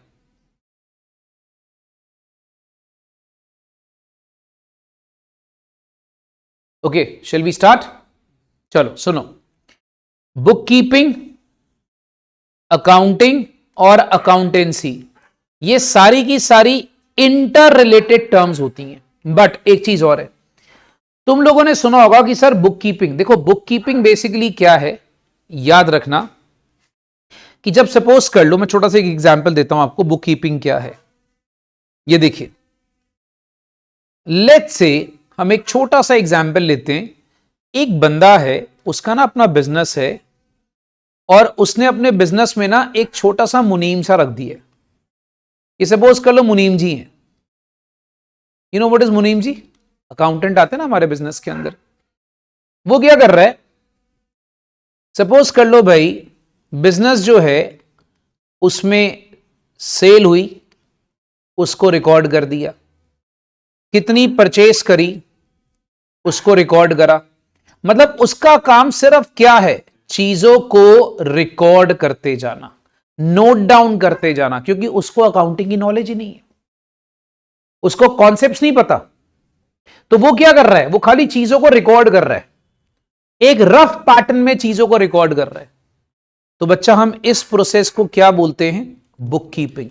सो बुक कीपिंग का जो प्रोसेस होता है ना बच्चा, याद रखना, वो सिर्फ और सिर्फ चीजों को रिकॉर्ड करने पे जोर डालता है। आपने देखा होगा पुराने जमाने में कोई मुनीम टाइप बंदा आता था ऑफिस में या दुकानों पे आता होता था, वो आगे क्या करता था, आपके बिल लेता था, आपके बिल लिए और बिल से सारी चीजों की एंट्री, एक उसने बही खाता। बही खाता देखा आप लोगों ने कभी? बही खाता पता है क्या होता है, लाल रंग की जो बुक होती है। एक मिनट रुको, मैं आपको दिखाता हूं। ये पुराने जमाने में होता था बेटा,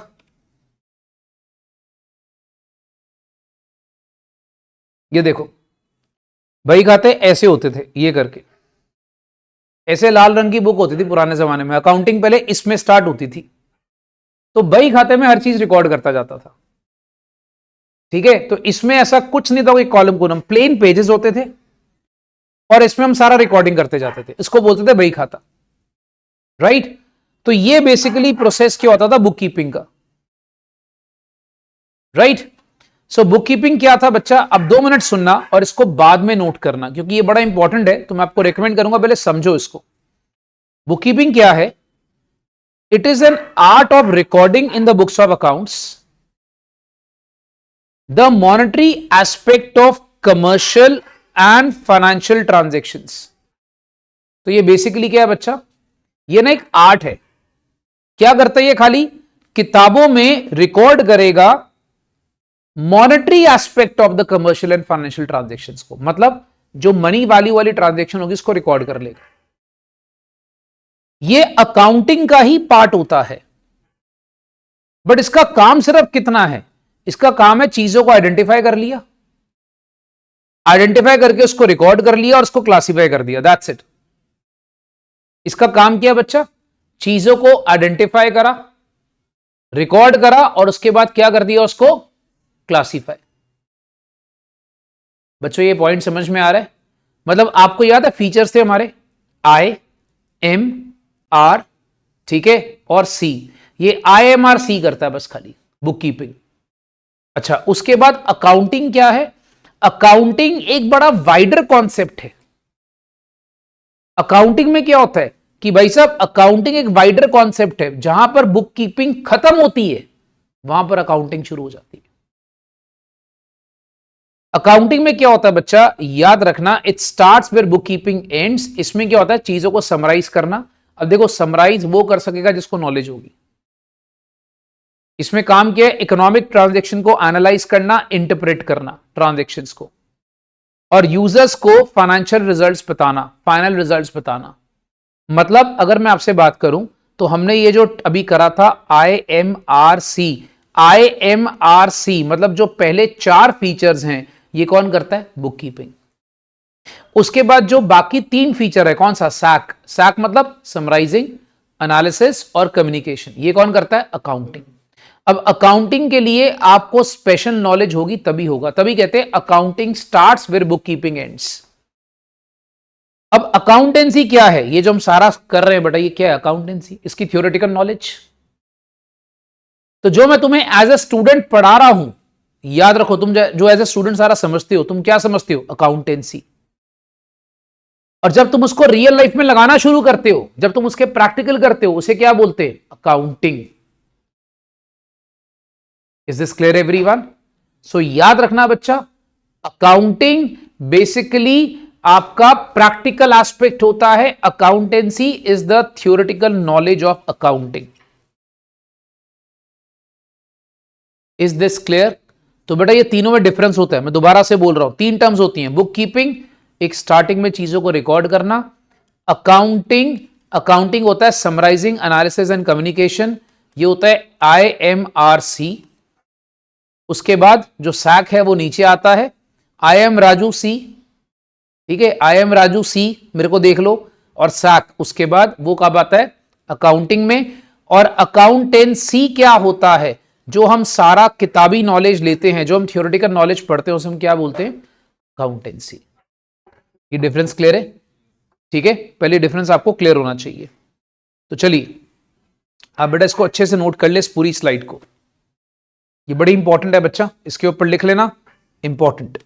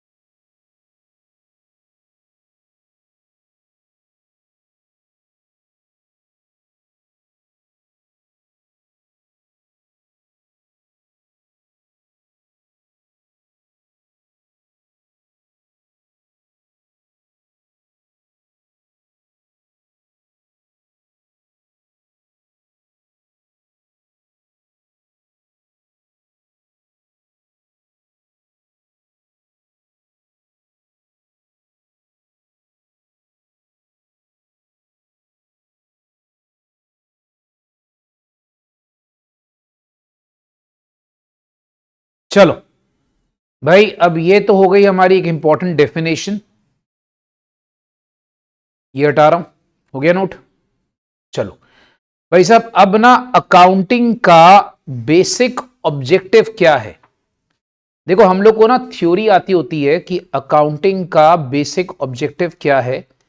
आप मेरे साथ पहले इस थ्योरी के लिए एक छोटा सा फ्लो चार्ट बना लो, ये मेरे साथ साथ ही बना लो भाई, कि अकाउंटिंग का बेसिक ऑब्जेक्टिव क्या है। देखो बच्चा, अकाउंटिंग के ना 4 मेन ऑब्जेक्टिव्स होते हैं। मैं थोड़ा सा आपको इसका प्रैक्टिकल एस्पेक्ट के थ्रू बताऊंगा। सबसे पहले जो फर्स्ट ऑब्जेक्टिव है वो है सिस्टमैटिक रिकॉर्ड ऑफ ट्रांजैक्शंस, मतलब ट्रांजैक्शंस को सही तरीके से रिकॉर्ड करना। जैसे आपको याद होगा, आप जर्नल बनाते हो बेटा, आप लेजर बनाते हो और आप ट्रायल बैलेंस बनाते हो। इन तीनों चीजों में क्या होता है, अकाउंटिंग को हम लोग क्या करते हैं बेटा, सबसे पहले इनको तरीके से रिकॉर्ड करते हैं। चीजों को रिकॉर्ड करना, जर्नल में सिर्फ रिकॉर्ड, जर्नल का भी आपको प्रॉफिट लॉस बताता है नहीं, लेजर का भी प्रॉफिट लॉस बताता है नहीं, वो खाली आपको क्या बताएगा, चीजों को रिकॉर्ड कर लिया भाई, ठीक है, उसको बोलते हैं सिस्टमैटिक रिकॉर्ड। सेकंड सेकंड क्या होता है बच्चा, फिर आपको बिजनेस के रिजल्ट्स देखने, it is called as ascertainment of results, मतलब बिजनेस के रिजल्ट्स देखने। जैसे सपोज कर लो, अब आप बनाते हो, आपको मैं यहां बताऊंगा, हम यहां पर मैन्युफैक्चरिंग अकाउंट भी एक बनाते हैं, एक हम बनाते हैं ट्रेडिंग अकाउंट, फिर एक बनता है प्रॉफिट एंड लॉस अकाउंट, फिर एक बनता है आपके पास प्रॉफिट एंड लॉस अकाउंट। बच्चा ये हम लोग क्यों बनाते हैं, इसका मोटिव क्या है, ट्रेडिंग बनाना, प्रॉफिट एंड लॉस बनाना, मैन्युफैक्चरिंग बनाना, हम ये क्यों बनाते हैं, इसका मोटिव क्या है। मोटिव यही है भाई कि रिजल्ट्स को ढूंढो, बिजनेस का प्रॉफिट और लॉस देखो, ठीक है। नंबर 3 होता है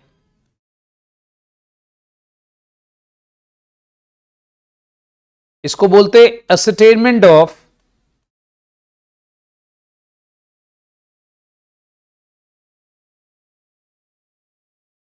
फाइनेंशियल पोजीशन, मतलब बिजनेस के फाइनेंशियल पोजीशन को असरटेन करना। मतलब यार जैसे हम बैलेंस शीट बनाते हैं ना, बैलेंस शीट से हमें क्या पता लगता है, बिजनेस के पास कितने एसेट्स हैं, कितनी लायबिलिटीज है। तो हमारे पास बेसिकली क्या होता है भाई, कि सारी की सारी फाइनेंशियल पोजीशन को असरटेन करना है, कैलकुलेट करना है। ओके, नंबर 4, उसके बाद कम्युनिकेशन टू वेरियस यूजर्स। तो हम लोग जो अलग अलग यूजर्स हैं उनको कम्युनिकेट करते हैं। अच्छा, कम्युनिकेट कैसे करते हैं, बिजनेस में ना अकाउंटिंग में बेटा एक बनती है फाइनेंशियल रिपोर्ट्स। तो रिपोर्ट्स का काम क्या होता है, यूजर्स को कम्युनिकेट करना। तो देखो ऑब्जेक्टिव्स हमारे पास 4 हैं। पहला कि अकाउंटिंग की प्रॉपर रिकॉर्डिंग करो, सारे के सारे ट्रांजैक्शंस की पहले प्रॉपर रिकॉर्डिंग करो। वो किसके थ्रू होती है, जर्नल लेजर ट्रायल बैलेंस के थ्रू। फिर रिजल्ट्स बताओ, वो बनता है मैन्युफैक्चरिंग, ट्रेडिंग और पीएल के थ्रू। फिर फाइनेंशियल पोजीशन देखो, वो किसके थ्रू बनती है बेटा, बैलेंस शीट के थ्रू। और लास्ट में जो भी रिजल्ट्स है वो यूजर्स को बताओ। क्लियर बच्चा, जो भी आपके रिजल्ट्स है किसको बताने, यूजर्स को। मतलब कैसे बनाते हैं, फाइनेंशियल रिपोर्ट्स के थ्रू। मतलब जो भी हम लोग फाइनेंशियल रिपोर्ट्स तैयार करेंगे वो यूजर को बताई जानी है। हाँ जी बच्चा, इज दिस क्लियर सारे बच्चों को, ठीक है, दैट्स ग्रेट। ये नोट हो गया बच्चा, नोटेड है, वेरी गुड वेरी गुड। देखो भाई, फिर ना अपने अकाउंटिंग में कुछ होते हैं एडवांटेजेस और कुछ होते हैं लिमिटेशंस। लिमिटेशंस का मतलब क्या होता है, डिसएडवांटेजेस। अब सर एडवांटेजेस तो हैं, अच्छा एडवांटेजेस तो आपने बहुत सुने होंगे, बट अकाउंटिंग के लिमिटेशंस क्या हैं वो हमने समझने। देखो पहले मैं आपको एक ओवरव्यू देता हूं एडवांटेजेस क्या है, फिर मैं आपको इसको नोट करवा दूंगा। पहले आप समझ लो इसको, एडवांटेजेस क्या है। पहली बात, नंबर 1, आपको फाइनेंशियल स्टेटमेंट्स बनाने में हेल्प मिलती है, प्रॉपर एक आपकी फाइनेंशियल स्टेटमेंट्स बन जाती है। अच्छा दूसरा, मैनेजर को हेल्प मिलती है बिजनेस के वेरियस डिसीजंस लेने में, बिजनेस के अलग अलग डिसीजंस लेने में। फिर आप एक प्रॉपर रिकॉर्ड तैयार करते हो। अच्छा कल को सपोज कर लो आपका कोई कोर्ट में केस चल रहा है, अगर आपके पास प्रॉपर रिकॉर्ड है, सिस्टमैटिक रिकॉर्ड है, तो भैया आप कोर्ट में उसको एज एविडेंस प्रूफ कर सकते हो। क्यों? आपके पास प्रॉपर रिकॉर्ड है, तो आप उसको कोर्ट में एज एन एविडेंस भी डाल सकते हो अकाउंटिंग रिकॉर्ड्स को। सपोज कर लो भैया दो पार्टीज, दो कंपनीज के बीच में केस चल रहा है, एक कंपनी कहती है भाई इसके कारण मुझे इतना नुकसान हो गया, तो वो नुकसान कैसे पता लगेगा आपको? एज एन एविडेंस आप क्या दिखा दोगे? देखो मेरे अकाउंट्स चेक कर लो, राइट? अच्छा, अकाउंटिंग इंफॉर्मेशन हमेशा करंट ईयर के रिजल्ट्स को प्रीवियस ईयर के रिजल्ट के साथ कंपेयर करती है। सपोज कर लो आपको पता है इस साल मुझे इतना प्रॉफिट हुआ, पिछले साल मुझे इतना नुकसान हुआ था, तो उससे आप एनालाइज कर सकोगे ना भैया पिछले साल से इस साल मेरा बिजनेस ग्रो कर रहा है। सपोज मैं कहता हूं कि 2019 में मेरे को पहले सपोज कर लो प्रॉफिट हुआ था लेट्स से सिर्फ 1000 का, फिर 2020 में मुझे प्रॉफिट हुआ 1500 का, 2021 में मुझे प्रॉफिट हो गया 3000 का, मतलब कंपनी इज ग्रोइंग। तो ये एनालिसिस कौन देता है मुझे? अकाउंटिंग देती है, राइट? अच्छा मुझे एक बात बताओ, हम लोग प्रॉफिट क्यों निकालते हैं? बेसिकली इनकम टैक्स पे करने के लिए। सरकार जो है आपको बोलती है भैया जितना प्रॉफिट है उसके ऊपर टैक्स पे करो, राइट? अब वो सही टैक्स है कि नहीं है वो कौन आपको बताएगा? अकाउंटिंग। अगर आपने प्रॉफिट सही तरीके से निकाले हैं तो आपके टैक्स भी सही कैलकुलेट होते हैं। तो सारे बच्चे याद रखना, जो भी आपका इनकम टैक्स है, सेल्स टैक्स है, ये सब चीजों की कैलकुलेशन, जिसको आजकल हम जीएसटी बोलते हैं, जीएसटी की कैलकुलेशन सब किसके ऊपर बेस्ड होती है? अकाउंटिंग पे। सो अकाउंटिंग के 5 मेन एडवांटेजेस हैं। नंबर 1, एक बार रिपीट करें, फाइनेंशियल स्टेटमेंट्स को बनाने में हेल्प करता है। नंबर 2, डिसीजन मेकिंग में हेल्प करता है। नंबर 3, कोर्ट में एज एन एविडेंस प्रूफ हम उसको डाल सकते हैं। नंबर 4, पिछले साल के रिजल्ट्स को इस साल से कंपेयर करता है। नंबर 5, सही टैक्स लायबिलिटी कैलकुलेट करने में अकाउंट्स हेल्प करता है। बेटा इसको कोशिश करो, मैं बार बार कह रहा हूं, इस तरह से क्लास में सुन लो कि घर जाके नहीं भी पढ़ोगे तब भी काम चल जाएगा, क्योंकि थ्योरी इजी है ये वाली। अच्छा वैसे भी हमारे बीकॉम के एग्जाम है, टाइम कम होगा घर जाके पढ़ने का, है ना? सुनो, अब अकाउंटिंग के बच्चा लिमिटेशंस, लिमिटेशंस का मतलब क्या होता है? Drawbacks, disadvantages. अब समझो, अकाउंटिंग में हर चीज को हम लोग हिस्टोरिकल नेचर के अंदर रिकॉर्ड करते हैं, मतलब जो हो चुका है वो अकाउंट में रिकॉर्ड होता है। अकाउंटिंग हमेशा पास्ट डेटा के बारे में बताता है, कभी भी करंट इंफॉर्मेशन नहीं बताता। तुमने एसेट खरीद लिया, फॉर एग्जाम्पल एसेट खरीद लिया, कितने का खरीदा था वो रिकॉर्ड हो जाता है। आज उस एसेट की वैल्यू क्या है मार्केट में आपको नहीं पता होता, वो जब बेचने जाओगे तो पता लगेगा। मेरी बात समझ में आ रही है? ठीक है, तो आज उस एसेट की करंट वर्थ क्या है वो कभी तुम्हें पता नहीं लगती, जब मार्केट में बेचने जाओगे तभी पता लगती है। सो अकाउंटिंग का एक बहुत बड़ा ड्रॉबैक है, अकाउंटिंग में हर चीज पास्ट बेसिस पर होती है, हिस्टोरिकल। बच्चों समझ में आ रहा है? नेक्स्ट, ये जो फिगर्स होती हैं फाइनेंशियल स्टेटमेंट्स की, ये हमेशा प्राइस लेवल के चेंजेस को इग्नोर करती है। सर प्राइस लेवल के चेंजेस को इग्नोर करने का मतलब कि भाई कई बार क्या होता है, प्राइस बढ़ जाता है, कई बार फॉल कर जाता है, तो अकाउंटिंग में उससे फर्क नहीं पड़ता। अब जैसे फॉर एग्जाम्पल तुम अपने स्टॉक को ही रिकॉर्ड करते हो। अब तुम्हारा स्टॉक तुमने खरीदा होता है मान लो 10,000 रुपए का, अब स्टॉक की मार्केट में वैल्यू कम हो रही है, ज्यादा हो रही है, कई बार उसको हम रिकॉर्ड नहीं करते। हम कहते कोई बात नहीं, जब बेचेंगे तब रिकॉर्ड करेंगे, तब देखेंगे। अभी हमारे बुक्स में स्टॉक कितने का दिखाई जा रहे हो आप? 10,000 का। हो सकता है आपका स्टॉक पुराना हो गया है, उसकी डिमांड खत्म हो गई है, आज सपोज कर लो उसकी मार्केट में वैल्यू 3,000 रुपए है। तो तुम 10,000 किताबों में दिखाई जा रहे हो। तो कई बार जो प्राइस में चेंजेस आते हैं हम अकाउंटिंग के अंदर उसको रिकॉर्ड नहीं करते। Is this clear? ठीक है।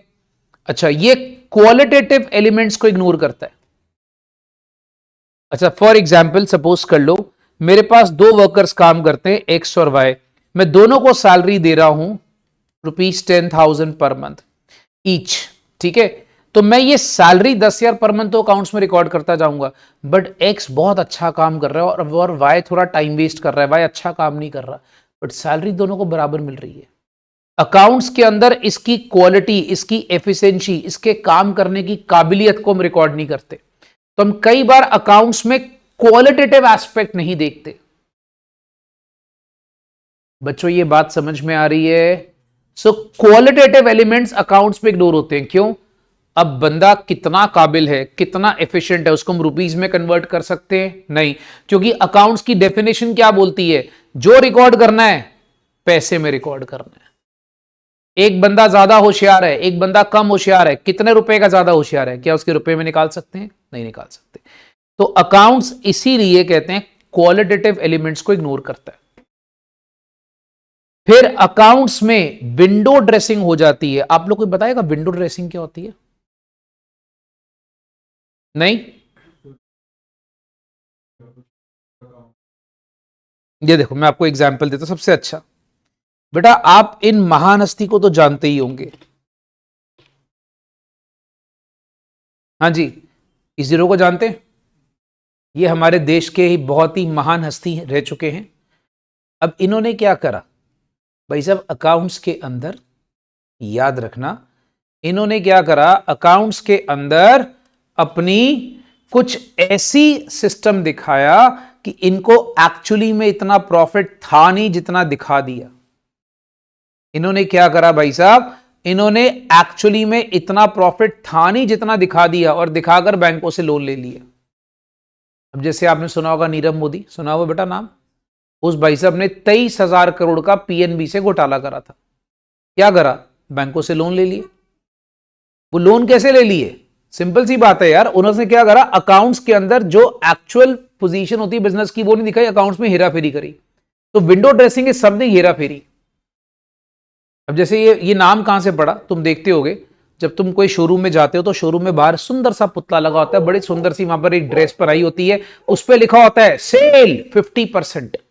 हम वो छोटा सा अप टू तो पढ़ते ही नहीं है, और अंदर जाते हो तो जो चीज सामान पसंद आती तुम्हें वो 50% उसमें मिलता ही नहीं डिस्काउंट, वो बोलता है फ्रेश में। बाहर क्या लिखा होता है? सेल 50%। बात समझ में आ रही है? वो क्या है? विंडो ड्रेसिंग, कि तुम्हें बाहर अच्छी अच्छी चीजें दिखाकर अंदर बुला लेना। अब अंदर बुला तो लिए, अब यही अकाउंट्स के अंदर होता है। अकाउंट्स में सजावट कर दी जाती है भैया, विंडो ड्रेसिंग हो जाती है कि भैया हमें को प्रॉफिट है, जबकि एक्चुअली बिजनेस में प्रॉफिट नहीं है। हेरा फेरी, manipulation, that is called as window dressing. अच्छा, अकाउंट्स में ना कई बार पर्सनल बायस या पर्सनल जजमेंट लग जाती है। मतलब कई बार जब बंदा अकाउंट्स बना रहा होता है ना, थोड़ा सा अपना उसमें व्यूज डाल देता है, वो गलत होता है, वो नहीं करना चाहिए, क्योंकि कहते हैं अकाउंट्स में कभी भी अपने पर्सनल व्यूज या पर्सनल ओपिनियंस नहीं डालते हम लोग। बच्चों ये मेरी बात समझ में आ रही है? बायस का मतलब होता है अपने व्यूज डालना, अपने जजमेंट को अकाउंट्स में डाल देना। नहीं, जो एक्चुअल में है वो करो, अकाउंट्स के अंदर अपने पर्सनल व्यूज मत डालो। बच्चों इज दिस क्लियर एवरीबडी? चलो इसको नोट करो बच्चा, और ये हमारा आज का लास्ट टॉपिक होगा। आज तुम लोग का फर्स्ट डे है, मैं इससे ज्यादा एक्सटेंड नहीं करूंगा, बट तुम्हारा काम सिर्फ इतना होगा, इसको गो थ्रू करना है। राइट? याद रखिएगा, एडवांटेजेस एंड लिमिटेशंस करने के बाद हम लोग आज यहां पे रुक जाएंगे।